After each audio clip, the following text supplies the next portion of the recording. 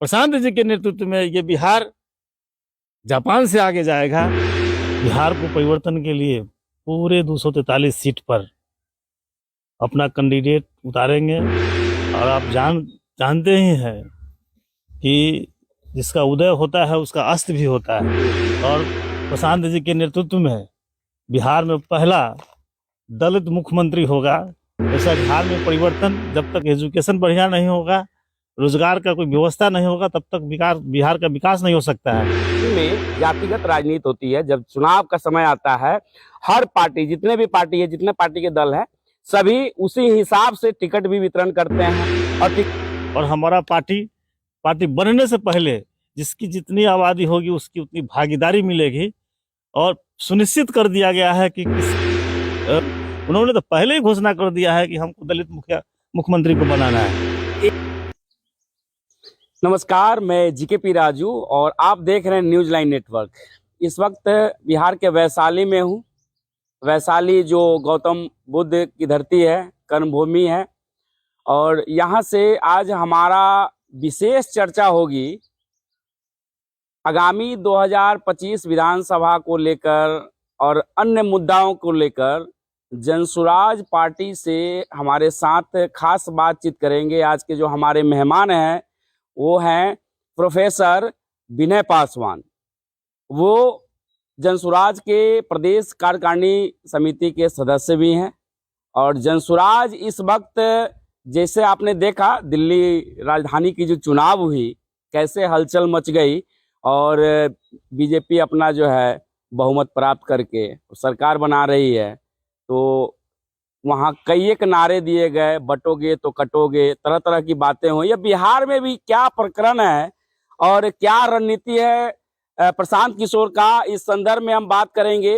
Professor हैं, वो हमेशा विश्लेषण करते हैं, चर्चा करते हैं। हम डायरेक्ट आते हैं, उनसे बात करते हैं।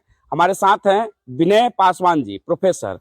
हम बहुत बहुत स्वागत है सर हमारे न्यूज लाइन नेटवर्क चैनल में। आपके जितने भी व्यूवर्स हैं, दर्शक हैं, उनको मेरे तरफ से ढेर सारी शुभकामनाएं।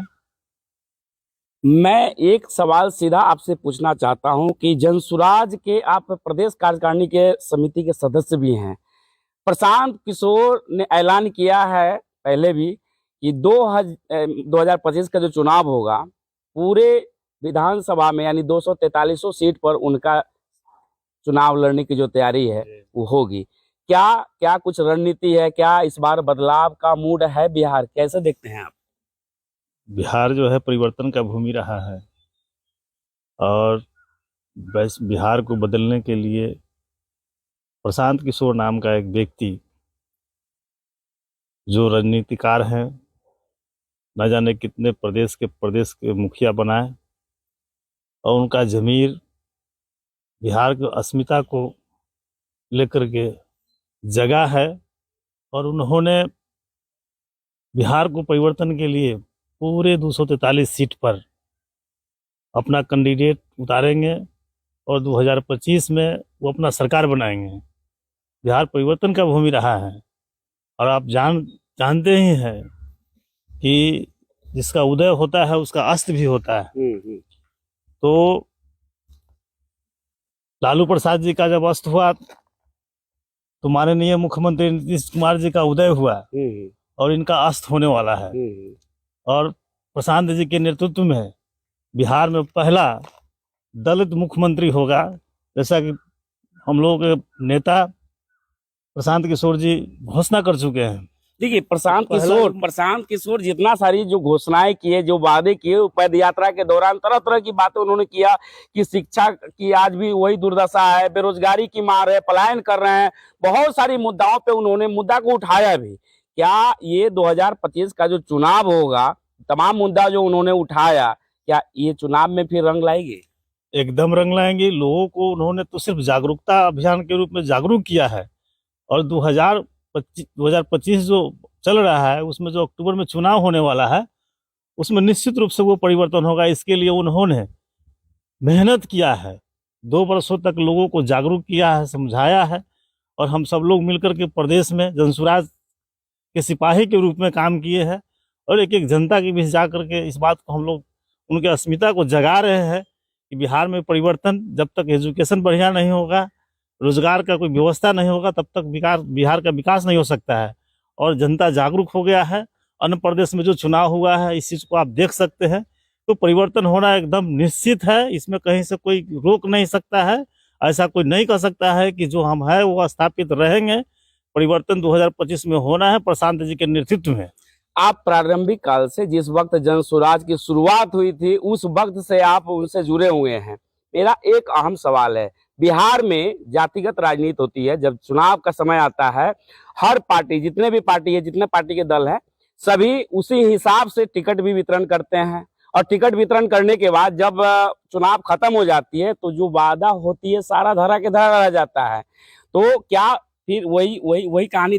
नहीं, उन्होंने पहला ऐसा पार्टी हुआ कि राजनीतिक पार्टी बनने से पहले आबादी के साथ, आबादी के हिसाब से उसकी हिस्सेदारी का बात उन्होंने किया। और ये बात तो अन्य पार्टी में भी प्रभावित कर रहा है कि अन्य पार्टी के लोग भी अब इस बात को सोच रहे हैं। और हमारा पार्टी बनने से पहले जिसकी जितनी आबादी होगी उसकी उतनी भागीदारी मिलेगी।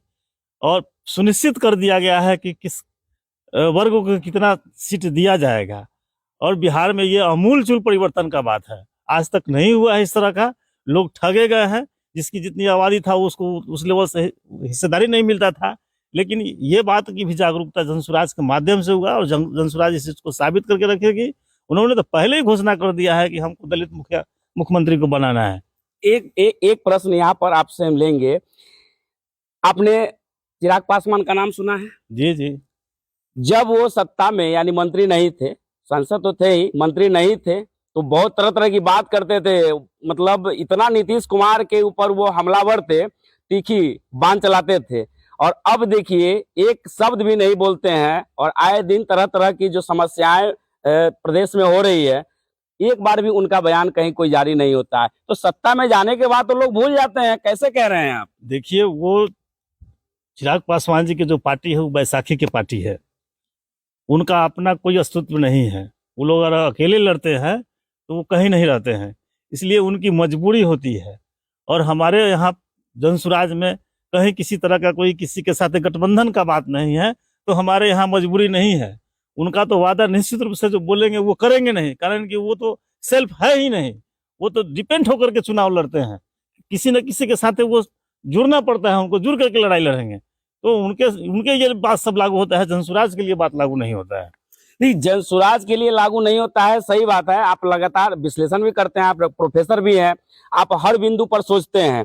तो क्या ये जातिगत जो राजनीति होती है, तो क्या अगर चुनाव 2025 में 243 सीट पर लड़ते हैं, उसमें अगर उनकी आती है सीट, अगर वो कहीं ना कहीं बदलाव की अगर परिस्थिति जनता ने कहीं दे दिया मौका, तो क्या ये जातिगत राजनीति की जो बात आ रही है स्वतंत्रता के बाद से और अभी तक, क्या जातिगत राजनीति खत्म होगी? एकदम खत्म होगी। हम लोग इसी पर तो काम कर रहे हैं, इसी पर काम कर रहे हैं कि हम लोग सारे जाति के लोगों को सम्मान और इज्जत देने का बात कर रहे हैं। इसलिए जाति नाम का कोई विषय नहीं रहेगा। सारे जाति के लोग जनसुराज के साथ जुड़े हुए हैं, जुड़ रहे हैं। और 2025 में जाति नाम का जो एक समस्या है वो समाप्त होने वाला है। आप वैशाली से पूर्व में भी 2 बार विधानसभा चुनाव आपने लड़ा है। दोनों बार जनता का जो मतलब बहुमत है जनता ने दिया। अब क्या अगले बार विधानसभा की तैयारी आप भी प्रत्याशी के रूप में? प्रत्याशी के रूप में हम है। प्रशांत जी अगर चुनाव लड़ाएंगे तो निश्चित रूप से चुनाव लड़ेंगे। वैशाली की अस्मिता को जगाने का काम किए हैं, वैशाली के लोगों को जागरूक करने का काम किए हैं। वैशाली विधानसभा का बात करें तो वैशाली विधानसभा में आज तक कोई जनप्रतिनिधि डिग्री कॉलेज के लिए आवाज नहीं उठाया। सिर्फ हम है जो 2015 में वैशाली विधानसभा में डिग्री कॉलेज हो, इसका आवाज बुलंद किए। और आज वो उसका प्रतिफल है कि गुरोल में डिग्री कॉलेज बनने के लिए जमीन का सर्वे हुआ है। तो वैशाली विधानसभा ही नहीं, वैशाली जिला के और पूरे बिहार के विकास हो, इसका रोड मैप हमारे पास में है। अगर जवाबदेही और जिम्मेदारी हमको मिलती है तो बिहार में जो प्रशांत जी 10 अग्रणी राज्य में बिहार को शामिल करने का बात करते हैं, तो मेरे हिसाब से प्रशांत जी के नेतृत्व में ये बिहार जापान से आगे जाएगा। और ये सफल होगा 2025 में, हम लोगों का सरकार बनेगा और बिहार जो है ना बहुत आगे जाएगा, वो 10 अग्रणी राज्य में नहीं, उससे भी आगे आपने जाएगा। कहा कि बिहार जापान से आगे जाएगा। एक सवाल यहाँ ये दिखता है कि जितने सारे लोग वैशाली से विधायक बने, असेंबली में गए, बिहार पूरे विश्व के पटल पर जो वैशाली जिला है, वैशाली में घूमने आते हैं, गौतम बुद्ध की कर्म भूमि है, तो विभिन्न जगहों से लोग यहाँ पर आते हैं। आज वैशाली की जो स्थिति और दुर्दशा है वो आपसे छुपा हुआ नहीं है, इस पर क्या कहेंगे? ये वैशाली विश्व के मानचित्र पर है। दुर्भाग्य है यहाँ का जनप्रतिनिधि का और जनता का कि सही लोगों को चयन नहीं किया। नहीं तो जिस तरह से ये वैशाली विश्व के मानचित्र पर है, यहाँ का हर विधि व्यवस्था विश्व के मानचित्र पर होता है। उन लोगों को पता नहीं है कि इसका डेवलपमेंट कैसे हो सकता है। जिस धरती को 4 धर्म छूता हो, जहाँ 4 धर्म का आस्था का केंद्र हो, उसका अगर विकास नहीं हुआ तो दुर्भाग्य की बात है। यहाँ एग्रीकल्चर पर बहुत बड़ा स्कोप है, कृषि पर्यटन पर, ग्राम पर्यटन पर, अध्यात्म पर्यटन पर, स्वास्थ्य पर्यटन पर। आज तक तो हमको कभी किसी जनप्रतिनिधि के माध्यम से इन तमाम बातों का विकास हो, इस पर चर्चा ही नहीं हुआ है। तो दुर्भाग्य है कि यहाँ के गलत लोगों का चयन हुआ। अगर सही लोगों का चयन होगा तो पुनः विश्व के मानचित्र पर जाएगा। ये ज्ञान की भूमि रहा है, वैशाली परिवर्तन का भूमि रहा है। बस हम लोग आशान्वित है इस बात के लिए कि 2025 में जो चुनाव होने वाला है, ये जनसुराज के माध्यम से बिहार में एक बहुत बड़ा परिवर्तन होगा और बिहार के साथ साथ वैशाली विश्व के मानचित्र पर जाएगा। तो ये थे प्रोफेसर विनय पासवान, और आपने सुना इनको बेबाक अंदाज में ये हमेशा बात रखते आए हैं। 2 बार विधानसभा चुनाव लड़ चुके हैं और साथ ही आपको बता दें कि हमेशा वैशाली के लिए ये आवाज उठा रहे हैं और वो आवाज जो है सरकार की कानों तक पहुंची भी। डिग्री कॉलेज की डिमांड जो किया था इन्होंने, तो वहाँ भूमि सर्वे हो रही है। उसके अतिरिक्त अगर देखेंगे तो बिहार की जो वैशाली है, ये वैशाली ऐसे जगह है जो पूरे विश्व के पटल पर है और हर विश्व के विभिन्न कोनों कोने से लोग आते हैं वैशाली घूमने, क्योंकि गौतम बुद्ध की कर्म भूमि है और यहाँ पर दर्शन करने आते हैं। और क्या अब 2025 में 243 सीटों पर जब जनसुराज पार्टी उतारेगी, क्या बदलाव दिखेगी? क्या ये जो डॉक्टर प्रोफेसर जो बोले हैं विनय पासवान जी, क्या इनकी बातों में सच्चाई है? क्या जनसुराज जितने सारे वादा कर रहे हैं क्या वो पूरा कर पाएंगे? जातिगत राजनीति की जो चर्चा इन्होंने किया कि भाई खत्म होगी, क्या खत्म होगी? बहुत सारे सवाल यहाँ पर दिख रहे हैं। फिलहाल बने रहे न्यूज लाइव नेटवर्क के साथ। नमस्कार।